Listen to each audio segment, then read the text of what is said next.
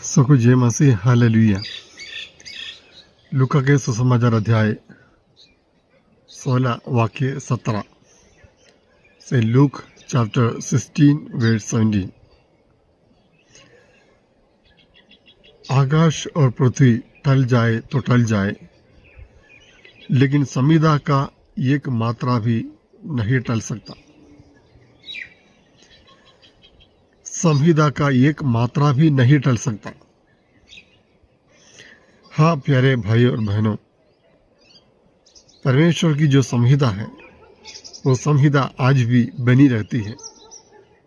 लोग सोचते हैं कि वो संहिता पुराने ज़माने की है या इस्राएल जनता के लिए बनाई गई है, उस समय के लोगों के लिए, उनके मार्गदर्शन के लिए बनाई गई संहिता है, लेकिन आज उसके लिए कोई महत्व नहीं।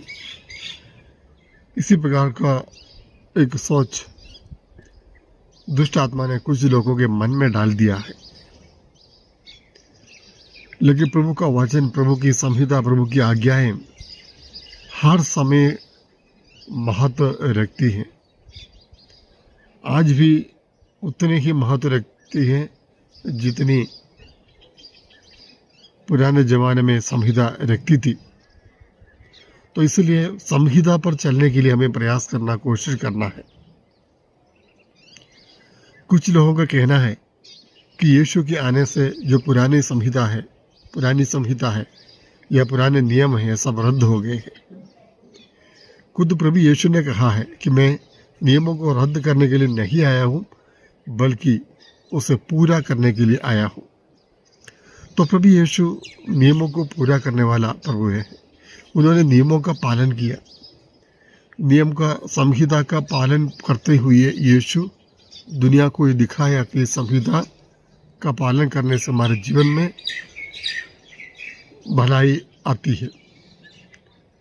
पुराने विधान में, विधि विवरण ग्रंथ में हम देखते हैं अध्याय 28 में प्रभु का वचन में बताया गया है, यदि तुम मेरी संहिता पर चलोगे, उन नियमों का पालन करोगे जिसे मैं आज तुम्हें दे रहा हूं, तो तुम सब राष्ट्रों में से महान होगा। आगे प्रभु कहता है कि तुम्हारा नगर में कल्याण होगा, देहात में कल्याण होगा, पशुधन को आशीष मिलेगी, खेती बाड़ी को, खलियान को आशीष मिलेगी, आटा गूंदने का बर्तन कभी खाली नहीं होगा। तो हर कार्य में आपको आशीष मिलेगी, आशीर्वाद मिलेगा, अगर आप संहिता पर चलने के लिए तैयार हो। आज हम नई इस्राएल जनता है। हमारा कर्तव्य है कि हमें प्रभु के नियमों का पालन करना, आदेशों का पालन करना, संहिता पर चलने का हमें पूरे का पूरा प्रयास करना चाहिए। जितना अधिक हम प्रयास करें उतना अधिक प्रभु का आशीर्वाद हमें प्राप्त होगा।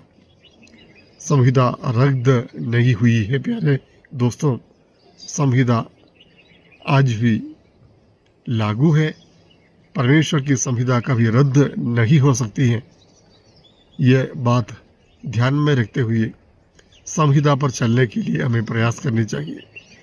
संहिता पर अंगुली उठाने के बजाय संहिता का पालन करने से जो आनंद मिलता है, शांति मिलती है, जो आशीर्वाद मिलता है, उसे पाने के लिए हम कोशिश करें, प्रयास करें, प्रार्थना करते हैं। हाँ परमपिता परमेश्वर, आपको धन्यवाद देते प्रभु आज के इस वचन के प्रभु लूका 16:17 में आपने कहा कि आपका वचन, आपकी संहिता कभी टल नहीं सकता है। आप प्रभु वो बनी रहती है, हम जानते हैं प्रभु, क्योंकि आपके वचनों को, आपने अपने नियमों को हमारे हृदयों में पवित्र आत्मा के द्वारा आपने अंकित किया है प्रभु। कोई भी इन नियमों को मिटा नहीं सकता। आप प्रभु उस नियमों पर चलने के लिए हमें सामर्थ्य और शक्ति प्रदान कीजिए।